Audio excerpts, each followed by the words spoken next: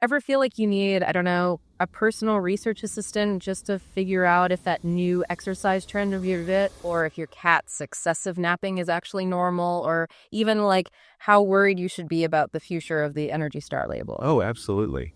It feels like we're just drowning in information, but that very trying to sort out what really matters is, well, it's tough. Totally. And that's exactly why we're here. Welcome to the deep dive. We take that big pile of information and pull out the crucial bits specifically for you. And today's deep dive is pretty interesting because it pulls from a whole range of topics highlighted on the news aggregator podcast, Consumers.App. That was just yesterday, May 7th, 2025. Yeah, the variety is really something. We're going to get into how, an aging America is changing how we shop. Right. And also figure out just how much exercise we should actually be doing each week. And then there's the whole yoga thing on social media, separating fact from, fiction. Plus, practical tips on avoiding injuries when you're working out, which is always important. Definitely. We'll also look at the connection between getting older and mental health, something that doesn't get talked about enough. And some surprising insights for new pet owners. I think many people can relate to those. Oh, for sure. Then we're shifting gears quite a bit, looking at how the mining industry is trying to decarbonize. And the potential impact if changes happen to the Energy Star program, that little blue label we see everywhere. Right. And finally, we'll even touch on how tricky it can be to classify plant-based foods accurately. So quite a mix. Our mission today is basically to boil all that down, extract the most important nuggets from these different sources, and give you some clarity and maybe some actionable insights without, making your head spin. Exactly. Ready to jump in? Let's start with that longevity economy idea. Okay. So Barron's on MSN.com had this headline: America is getting older. How to play the longevity economy. And the numbers are pretty stark. By 2040, they're projecting that seniors, so 65 plus, will make up about 22% of the U.S. population. Wow, that's more than 1 in 5 people. That's huge. How is that actually changing things like in the shops? Well, it's having a massive impact on shopping trends and retail innovation. Businesses are really starting to cater more to older adults. Think increased accessibility in physical stores, more specialized products. Yeah, like making aisles wider, maybe lower shelves. Exactly. And things like voice-assisted shopping are becoming more common. Plus, making e-commerce sites much more user-friendly, bigger text, simpler navigation, that sort of thing. That makes a lot of sense. I feel like I've seen Walmart and Walgreens doing more home delivery and even putting health clinics in stores. Precisely. That's a direct response. Yeah. They're expanding home delivery, adding those clinics.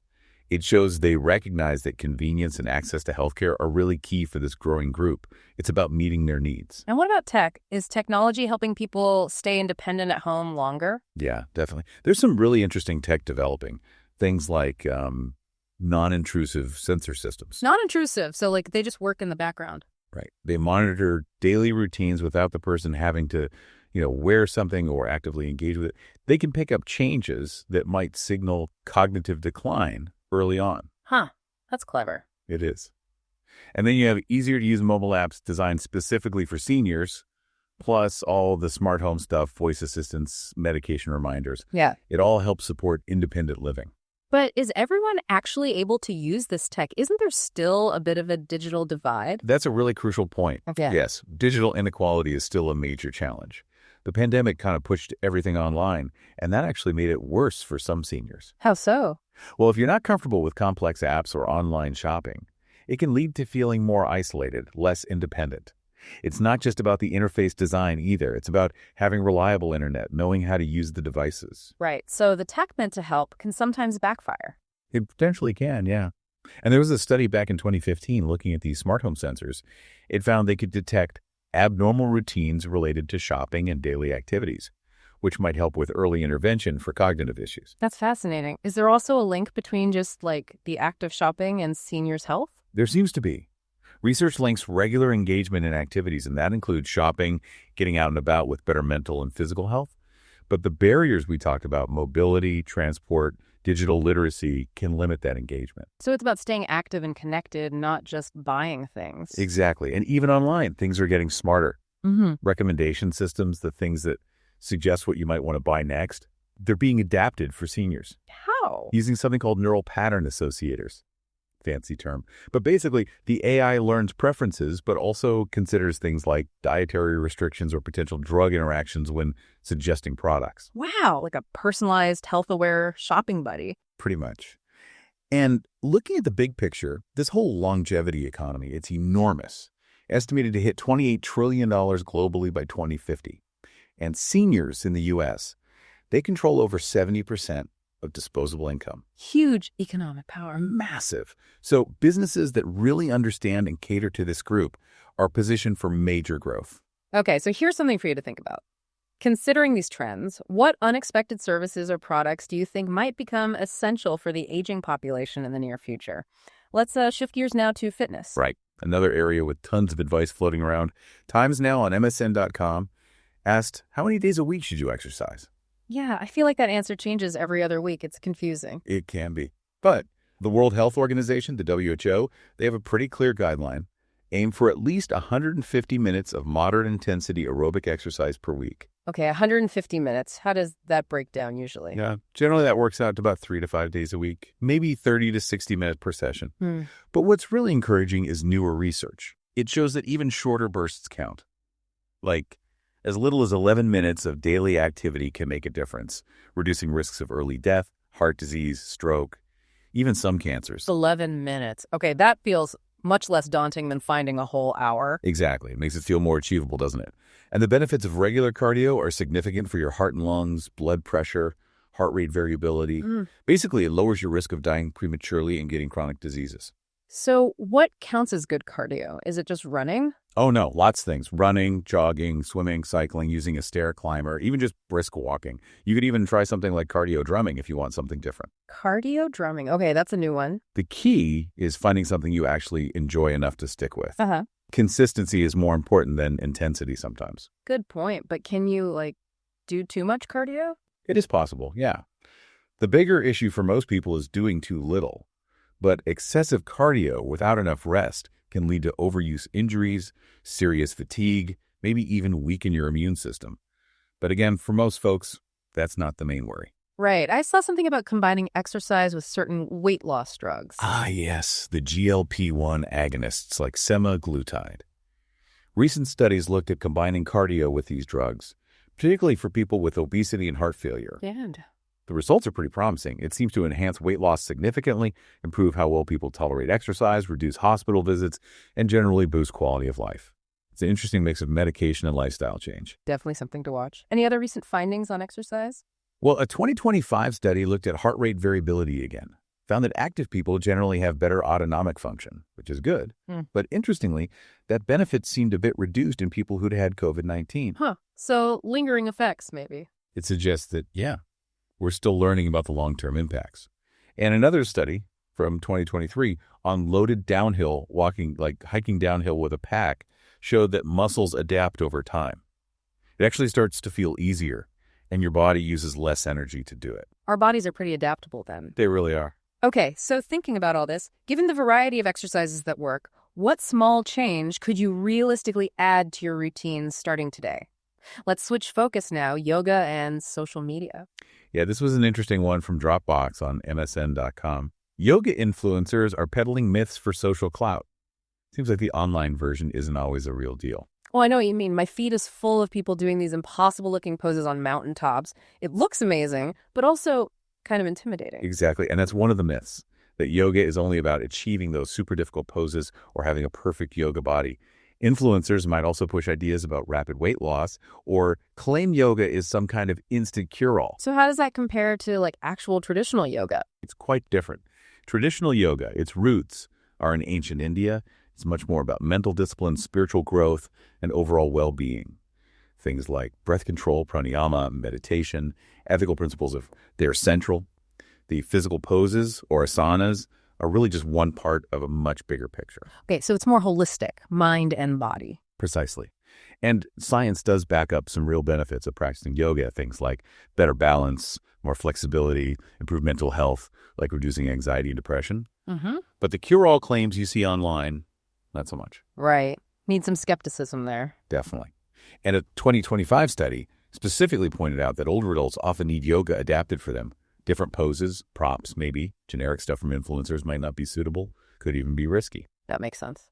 What about social media's role in how we even perceive yoga now? Well, a 2021 study looked at Twitter data. It found people practice yoga for all sorts of reasons now. Health, yes, spirituality, sure, but also just social connection or because it's trendy. Social media basically amplifies everything, the good info and the misleading stuff. It's a real double-edged sword then. How does yoga stack up against something like Pilates? They seem similar sometimes. They share some benefits like improving tone and flexibility.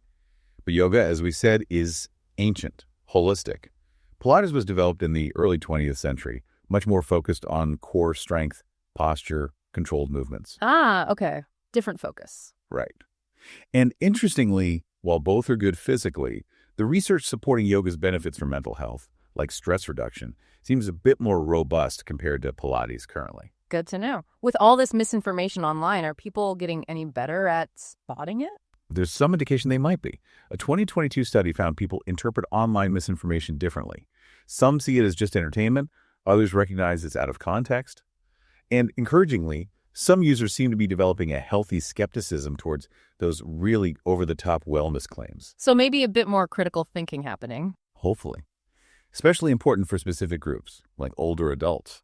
That 2025 research really drove home the need for tailored, instruction-adapted poses, props, a welcoming vibe. Influencer content just can't offer that personalization. Right. It's not one size fits all. Not at all. Interestingly, one study from 2020 did find a link between people posting more about yoga on social media and reporting higher levels of happiness. But it's just a correlation, not cause and effect. And it definitely wasn't true for everyone. Could just be the community aspect, maybe? Could be. Lots of factors. So the question for you is, how do you critically evaluate the wellness information you come across on your social media feeds? Let's pivot now to something very practical. Avoiding injuries when you exercise. Good timing, with World Athletics Day 2025 coming up. Only Pasurina Health had some tips, right? Injury prevention tips for fitness enthusiasts and new athletes. Exactly. We know regular cardio is great, reduces disease risk, improves how our bodies use oxygen, boosts metabolic health. But yeah, especially if you're new to it or pushing yourself, injuries can happen. What are the common culprits with cardio? Things like sprains, muscle strains, shin splints are pretty common. Stress fractures can happen too, especially if you increase intensity too quickly. Ouch. Okay, so how do we try and avoid those? The basics are really important. Gradually increase how hard or how long you exercise. Don't suddenly double your distance. Wear the right shoes, proper support, and cushioning make a huge difference. And warming up. People always say that. Absolutely crucial. Warm up before, cool down after. And build in rest days your body needs time to recover and repair. Also, listen to your body. Don't push through pain and stay hydrated. Simple stuff, but easy to forget. Totally. It's easy to get carried away when you're feeling motivated. It is. And for newbies, tech can actually help now. Wearable sensors, fitness apps. Some can actually give you feedback on your form while you're exercising. Like a virtual coach watching your technique? Sort of, yeah. They can flag potential issues with your running gait or lifting form, helping you correct it before it leads to an injury. It's pretty neat. That is impressive. Anything else influence injury risk? Mental health, actually. A 2025 study looked at people recovering from concussions. It found anxiety really impacted their ability to exercise it, changed their physiological responses, lowered their tolerance. It shows how linked our minds and bodies are, even regarding injury risk. Wow, I wouldn't have immediately connected anxiety to physical injury risk like that. It's a factor. And speaking of tech again, AI and machine learning are getting really good at analyzing movement during physical rehab exercises. Yeah. They can analyze your pose and motion very precisely and give corrections. Like a super observant physical therapist. In a way, yes. Helping ensure you're doing the exercises correctly to heal properly and prevent re-injury. But even without fancy tech, focusing on proper form during any cardio is key. It prevents injury and makes sure you're actually working the muscles you intend to work. Okay, so practical tips for safer cardio, especially around World Athletics Day. Right. Warm up properly. Increase intensity gradually. Listen to your body. Take rest days. Wear supportive shoes. Stay hydrated. Be aware of your mental state. Maybe use tech if it helps with form. And if in doubt, get advice from a pro. Solid advice. Okay, listener, think about your own routine. What's one aspect where you could focus a bit more on injury prevention? Let's move on now to aging and mental health. Yeah, Psychology Today had an important piece, the double distinction of aging and mental health problems. Yeah. It really highlights some specific struggles. What kind of challenges are most common for older adults? Things like depression, anxiety, and dementia are significant concerns. But what makes it particularly tricky is misdiagnosis. How so? Well, sometimes the symptoms of a mental health issue can look like a physical illness, or they might just be dismissed as a normal part of getting older, which they're not. Right. That assumption that feeling down is just part of aging must be really damaging. It is. And stigma is a huge barrier, too. It prevents older adults from talking about their struggles or seeking help. The WHO points out this stigma actually increases suffering and disability. It's heartbreaking to think people suffer in silence because of it. Truly. Does access to care play a role, too? A big role. Limited access to mental health services means conditions often go untreated, which can worsen symptoms and reduce independence. There might not be enough specialists in geriatric mental health, or practical things like transport can be a problem. So what's being done? Are there hopeful developments? There are. Technology is offering some interesting possibilities. A 2024 study looked at automated music therapy called AMIT. Automated music therapy, how does that work? It uses wearable sensors to track indicators of anxiety or depression in real time, things like heart rate variability, perhaps. Then the system tailors the music therapy automatically based on that data. Wow, personalized music therapy on demand. Potentially, yeah. It could be a way to provide support, especially where traditional therapy is hard to access. And digital tools, more broadly, are being explored for older adults and other vulnerable groups. Yeah. Research from 2024 suggests these platforms could offer more consistent care. But again, we hit that digital literacy issue, right? Absolutely. Yeah. We have to ensure these tools are accessible and people know how to use them. It's not a magic bullet if people can't engage with it. There's also research into using AI and large language models. Like chatbots. Sort of, but potentially more sophisticated. They could offer real-time support, integrate patient data, maybe even gently encourage someone to seek professional help. But, and this is a big but, we have to be super careful about the ethics, privacy, bias in the AI, all that. Yeah, lots of potential pitfalls there. What about lower tech approaches? What do organizations recommend? They really push for better mental health literacy, educating older adults and communities, integrating mental health discussions into regular doctor visits, outreach programs, basically making it easier and more normal to talk about mental health. Reducing that stigma we talked about. Exactly. And as a society, we can all help. Having open conversations, supporting peer groups for seniors, making healthcare genuinely age-friendly, training providers, raising public awareness, it all contributes. So a question for your community. What steps could it take to better support the mental health of its older residents? Let's shift now to something lighter, but still with challenges. New pets. Yes, AOL had this piece. Study reveals top things new pet parents wish they knew before welcoming a new arrival. Can you relate? I think the answer for many is a resounding yes. Oh, I bet. That puppy or kitten phase is cute, but it's a lot of work, isn't it? It really is. This study mentioned common surprises like dealing with unplanned litters, which is why spaying and neutering is so important, finding pet-friendly housing, which can be harder than you think, and just the day-to-day cost of care. Food, vet bills, toys, it adds up. Yeah, those vet bills can be a shocker. They can. A survey in New Zealand found unplanned litters and just not being able to afford care were major reasons pets end up back in shelters and first-time dog owners. Often surprised by how much training, attention, and mental stimulation dogs need. Right, it's not just about walks. They need brain games, too. Exactly. And exercise, rain or shine, that commitment catches people off guard. Another thing is shedding. Ah, yes. The fur tumbleweeds. Precisely. But beyond the vacuuming, excessive shedding can sometimes signal health problems. Regular grooming is key not just for managing fur, but for checking skin health, finding lumps or parasites early. Good point. It's like a mini health check. Is tech creeping into pet care, too? Oh, absolutely. We're seeing things like smart feeding devices with AI that can track heart rate or notice changes in eating habits. Some have cameras and microphones to monitor behavior. Tracking Fido's heart rate. That's intense. It is. Another 2024 study used radar like millimeter wave radar to monitor pet activity and posture with pretty high accuracy. Still some challenges, like tracking small, fast-moving pets, but the tech is developing. What about things like Alexa? Can that help? They have pet-focused skills now, yeah.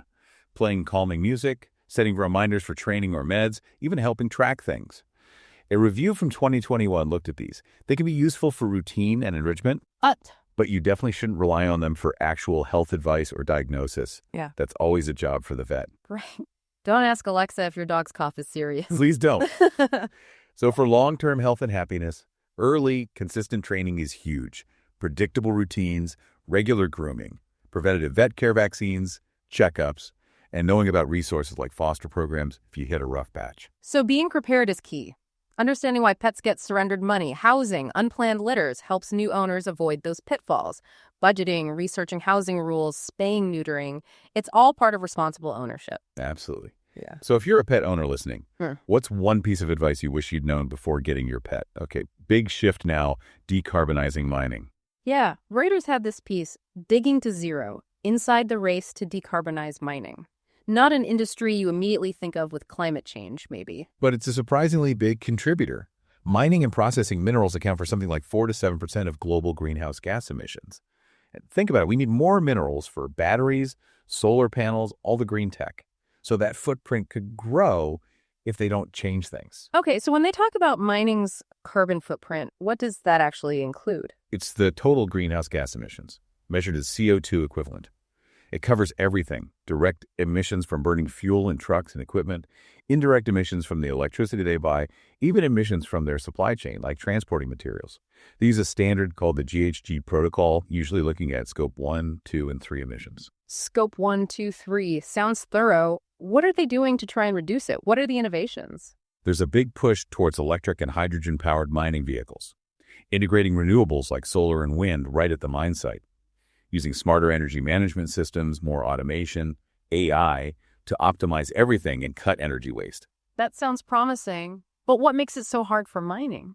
Well, several things. Mining just uses a ton of energy. Many mines are in really remote places, far from existing power grids or renewable sources, so they rely heavily on diesel. Switching equipment is incredibly expensive, huge capital investment, and regulations are always changing, which adds complexity. So how do they track and report all this? You mentioned the GHG protocol. Right, that's the main framework. They report on those different scopes. Some are starting to look at consumption-based accounting too, trying to get a fuller picture that includes the impact of things they import. Transparency and being able to compare across the industry is the goal. Have recent studies shed any light? Yeah, research keeps highlighting the need for more energy-efficient hardware and much better integration of renewables. It's interesting, some studies on crypto mining, another super energy-hungry sector, show that tech advances and regulations can cut emissions significantly, but it needs widespread adoption and clear reporting. So government policy plays a big role here. Huge. Things like carbon pricing, making emissions reporting mandatory, offering incentives for clean tech investment, these can really drive change. There's also pressure for companies to disclose emissions across the entire life cycle of their products, not just their direct operations. It's complex because we obviously need the materials they mine. Exactly. That's the challenge. So thinking about that essential role mining plays, what trade-offs do you think might be involved in trying to decarbonize it? Let's switch now to something closer to home for many consumers, the Energy Star program. Right. 18 News on MSN.com had a concerning headline. Energy Star, efficiency program that has steered consumer choice targeted in cuts. Yeah, Energy Star, that blue label we see on appliances, electronics, even buildings. It's a voluntary EPA program. It started way back in '92. It sets efficiency standards, and products that meet them get the label. It's been hugely influential. I know. I definitely look for that label. It feels like a reliable guide if you want something energy efficient. It really does. It's built a lot of consumer trust. And that's why people are worried about potential cuts to the program offices. Environmental groups, consumer advocates, they argue it would threaten massive economic and environmental benefits. The program costs relatively little, but saves billions. Billions? Can you put some numbers on that? Since it started, Energy Star is credited with saving consumers and businesses over $500 billion on energy bills and prevented about 4 billion metric tons of greenhouse gases from going into the atmosphere. Wow, that's staggering. So the label really does change what people buy. Research shows it does, significantly. It makes energy consumption and running costs transparent. It helps people choose more efficient options, which then encourages manufacturers to innovate in that direction. Are there new efficiency technologies emerging that relate to this? Always. For example, there's research into things like spin wave-based circuit compressors, Right. a potential future tech for cooling and electronics that uses way less energy. Energy Star helps create the market demand that pulls these kinds of innovations forward. So it's a positive feedback loop. The label guides consumers. Consumer demand drives innovation. Exactly. It fosters sustainability by reducing overall energy demand, cutting emissions, and even encouraging more eco-friendly materials and products. Is Energy Star just a U.S. thing or is it international? Elements of it have been adopted or adapted internationally. Canada, Japan, Switzerland, others use similar approaches. So if the U.S. program were significantly cut, it could weaken that global collaboration. Manufacturers might have less incentive to make efficient products for the global market, which would ultimately hurt global efforts to reduce emissions. That would be a shame. So, for you listening, how much does the Energy Star label actually influence your buying decisions? And what do you think might happen if it became less prominent? Finally, let's tackle plant-based foods. Right. The Economist reported on a study with the headline, "Study: Processed food classification systems may not accurately reflect the healthiness of plant-based products."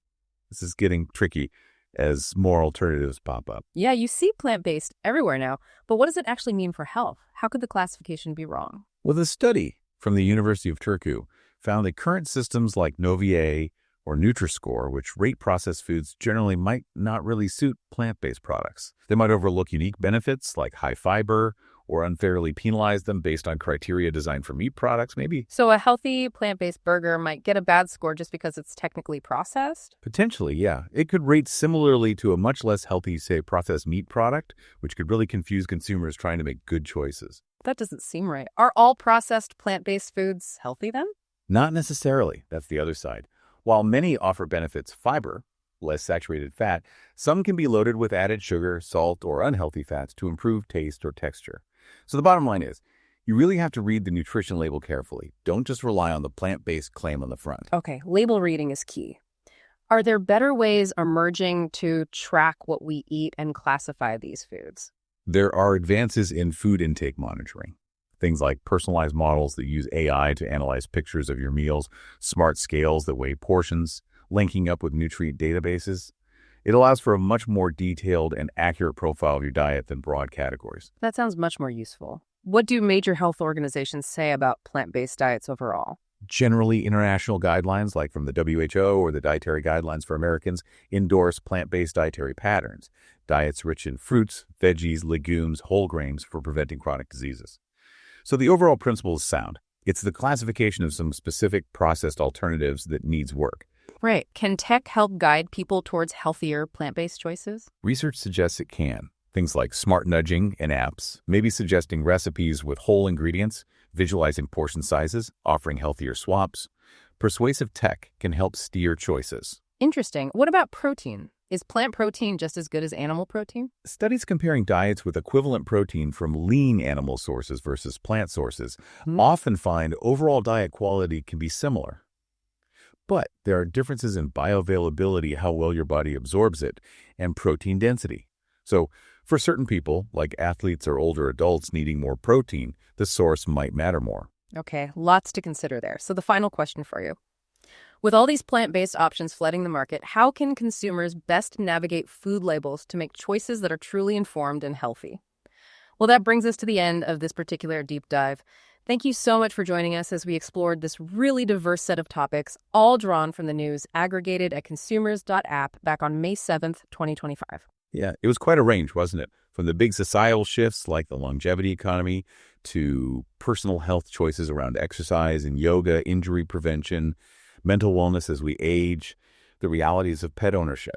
And then shifting to major industry challenges like decarbonizing mining, the value of consumer information programs like Energy Star, and finishing up with the nuances of understanding plant-based foods. It really covers a lot of ground, reflecting the complex world we navigate. It really does. So, considering all these different threads you pulled on today, from our very personal choices about health and pets to global industrial shifts and how we process all the information thrown at us, what single guiding principle do you think is most important for navigating this modern life and making truly informed decisions? Something to mull over. Thanks for listening.